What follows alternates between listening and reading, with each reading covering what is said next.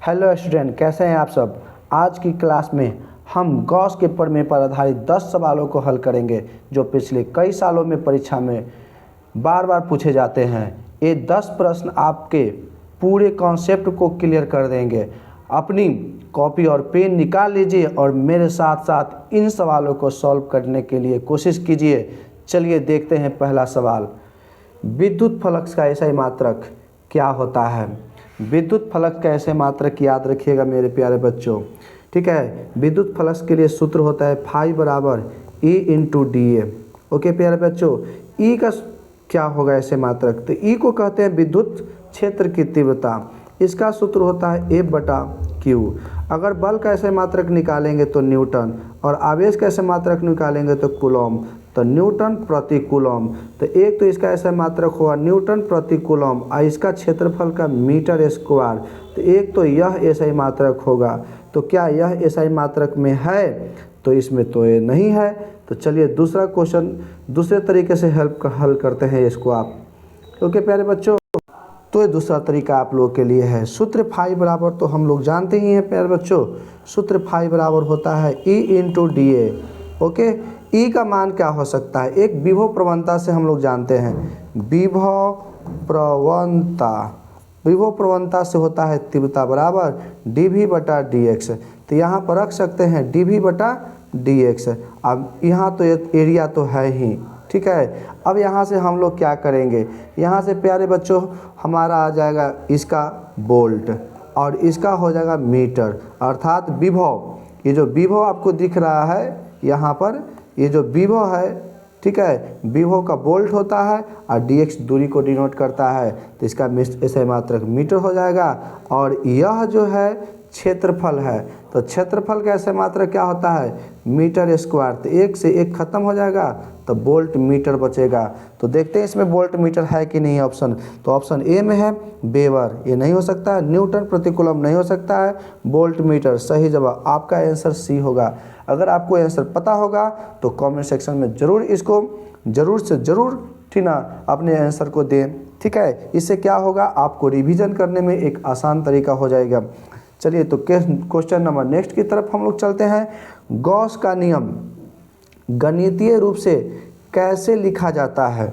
Gauss के नियम जो है उसको गणितीय रूप से हम लोग प्यारे बच्चों कैसे लिखते हैं, ठीक है। तो याद रखिएगा फ्लक्स फाई बराबर होता है सूत्र क्यू बटा एप्सिलॉन नॉट। यही इसका गणितीय फॉर्मूला है प्यारे बच्चों। अगर इसमें कोई ऑप्शन है तो सही है। तो यहाँ क्यू इंटू ऑप्शन ये तो नहीं हो सकता है, क्यू बटा एप्सिलॉन नॉट।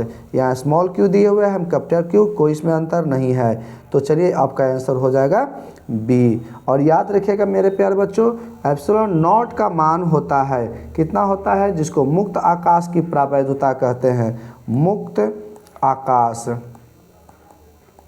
की प्रावैधता कहते हैं। इसका मान होता है प्यारे बच्चों, याद रखिएगा 8.854 गुने 10⁻⁻12 फैराड प्रति मीटर। ओके प्यारे बच्चों, चलिए आशा करता हूँ कि आप लोगों के समझ में आ रहा होगा यह सेशन। चलिए तो हम क्वेश्चन नंबर 3 की तरफ चलते हैं। कह रहा विद्युत फलक से कैसी राशि है। तो याद रखिएगा मेरे प्यारे बच्चों, विद्युत फलक से एक अदिश राशि है। क्वेश्चन नंबर नेक्स्ट की तरफ चलते हैं।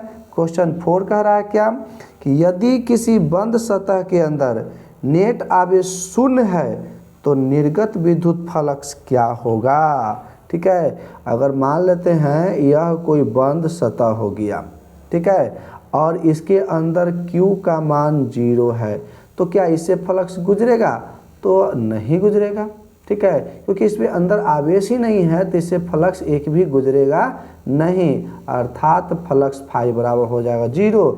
ऐसे भी हम लोग Q फाई बराबर हम लोग सूत्र जानते हैं, ठीक है, Q बटा एप्सिलॉन नॉट। अब कह रहा है कि नेट आवेश शून्य है, तो Q का मान 0 रखिए, एप्सिलॉन नॉट तो क्या हो जाएगा 0, फ्लक्स का मान 0 हो जाएगा। अर्थात कहने का मतलब ऑप्शन सी आपका सही जवाब होगा। चलिए मेरे प्यारे बच्चों, क्वेश्चन नंबर नेक्स्ट की तरफ चलते हैं। एप्सिलॉन नॉट का ऐसे मात्रक क्या होता है। तो याद रखिएगा एप्सिलॉन नॉट का ऐसे मात्रक निकालने का एक सिंपल फॉर्मूला है।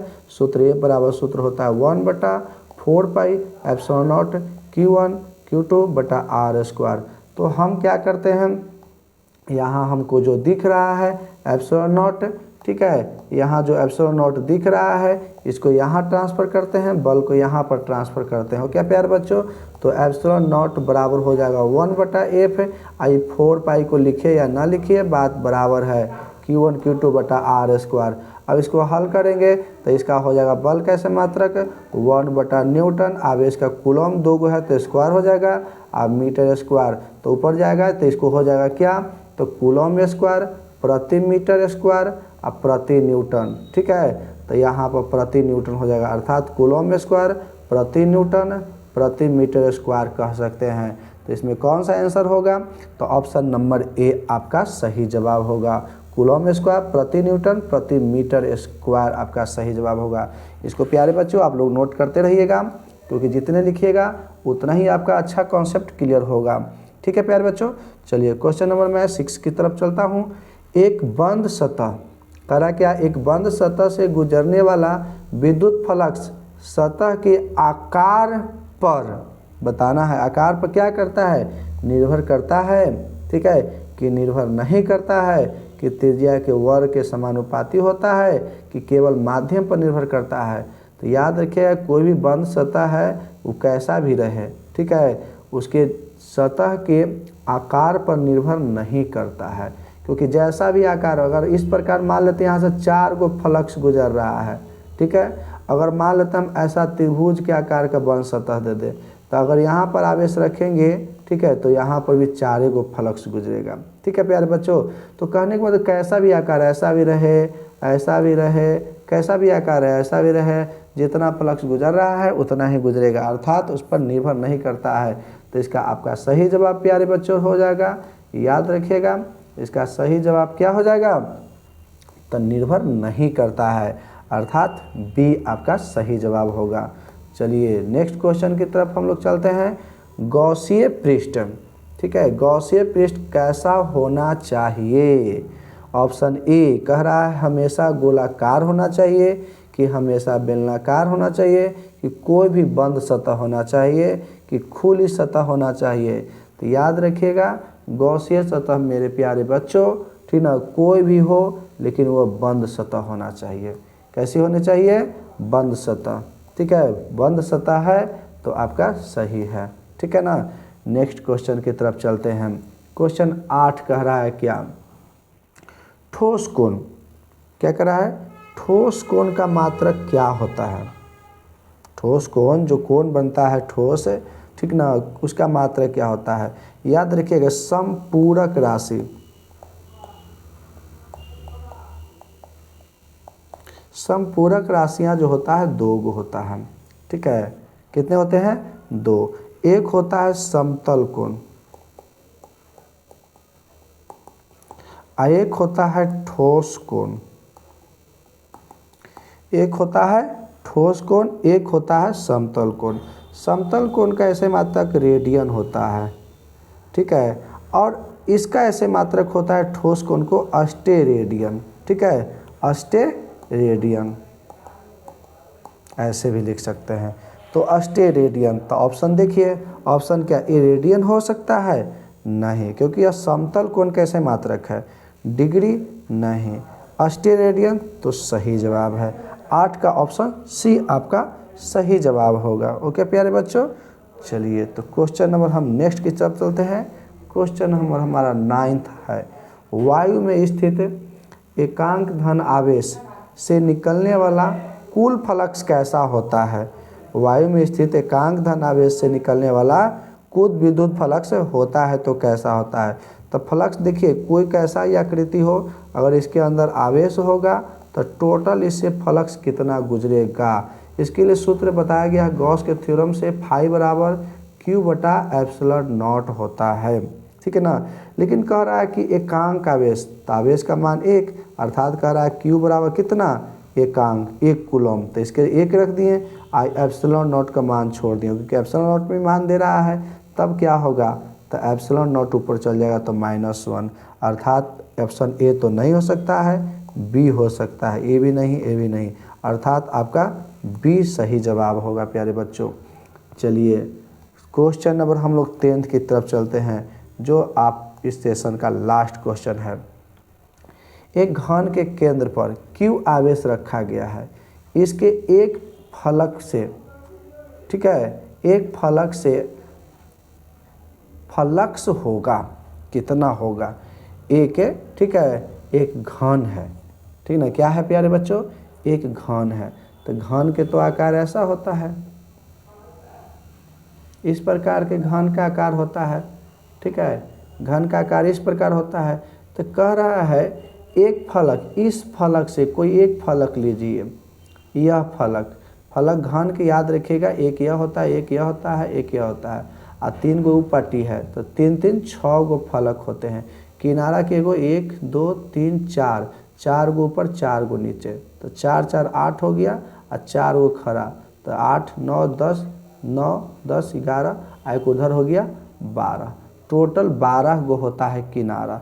और कोण कितना होता है, तो 4 4 8 गो कोण होता है, याद रखिएगा, ठीक है। कोण कितने होते हैं प्यारे बच्चों, कोण होते हैं 8। फलक कितना होता है, फलक होता है, ठीक है, याद रखिएगा 2 2 4 2 6 गो होता है, ठीक है। अब किनारा कितना होता है, किनारा होता है 12, ये आप याद रखिएगा। तो कह रहा है ना कि एक, ठीक है ना, घन के केंद्र पर बीच में आवेश, घन के केंद्र यहाँ सेंटर पर, ठीक है, आवेश दिया गया है स्मॉल q। तो इससे फलक, ये जो फलक है, ये जो फलक आपको दिखाई दे रहा है, ठीक है, इस फलक से कितना फ्लक्स, ठीक है, गुजरेगा, ठीक ना, यह बताना है प्यारे बच्चों। तो फ्लक्स के लिए यहाँ पर देखिए, जब ज्ञात करेंगे तो यहाँ पर तो अंदर में विद्युत क्षेत्र के फ्लक्स के सूत्र होता है E × dA, ठीक है। तो यहाँ पर भी हम लोग ज्ञात कर सकते हैं, प्लस बाहर, तो प्लस बाहर करेंगे तो E × dA, ठीक है। लेकिन अंदर में तीव्रता का मान 0, ठीक है, तब लेकिन बाहर में तो होगा, ठीक है, तो अंदर में तीव्रता 0, E × dA बाहर में हो जाएगा। तो टोटल निकालेंगे तो कितना आएगा, तो टोटल निकालेंगे तो एक तो आ जाएगा आपका प्यारे बच्चों 5 E × dA, ठीक है, E × dA, ठीक ना, क्या हो जाएगा, E × dA हो जाएगा। साथ ही साथ निकालेंगे इसको 5 बराबर करके E × dA से, तो E × dA ऑप्शन में नहीं है, तो इसको आगे हल करेंगे, ठीक है ना, क्या करेंगे, आगे हल करेंगे। तो आगे हल करने के लिए क्या करेंगे, यहाँ पर हम लोग रखेंगे, ठीक ना, क्या रखेंगे, सूत्र, ठीक है, कि E बराबर होता है जब dA, तब फ्लक्स 5 बराबर गॉस के प्रमेय से, ठीक ना, Q/ε0 होता है, तो E × dA हो जाएगा, E × dA हो जाएगा। तब यहाँ से 5 बराबर क्या हो जाएगा, तो यहाँ से Q बराबर क्या हो जाएगा, सिग्मा × dA, ठीक है, बटा ε0, अब बराबर E × dA। ओके प्यारे बच्चों, इधर आते हैं, यहाँ से ध्यान रखिएगा, यहाँ से dA खत्म हो जाएगा, ठीक है, तो dA खत्म हो जाएगा, तो E बराबर आ जाएगा सिग्मा बटा ε0, क्या आ जाएगा, सिग्मा बटा ε0। तो यह जो आया है, यह जो प्यारे बच्चों मेरे आंसर आया है, ठीक ना, एक फ्लक्स के कारण है, ये जो फ्लक्स है इसके कारण यहाँ पर हम लोगों के लिए तीव्रता बताया गया है कि इतना फ्लक्स है। तो अर्थात यहाँ पर इससे गुजरने वाला फ्लक्स का मान कितना होगा, तो सिग्मा बटा ε0, ए आपका सही जवाब होगा। और कहे कि 6 फ्लक्स से कितना गुजरेगा, तो सिग्मा बटा 6ε0 यहाँ होता, अर्थात ऑप्शन इसका यह हो सकता था। तो ध्यान रखिएगा मेरे प्यारे बच्चों। तो जितने आपको क्वेश्चन दिखाया गया है उसको कॉपी पर नोट डाउन करते रहिएगा। आशा करता हूँ कि यह वीडियो आप लोगों के लिए कारगर होगा। तो आज के लिए इतना ही, बहुत बहुत धन्यवाद, आपका दिन शुभ हो, बेस्ट ऑफ लक।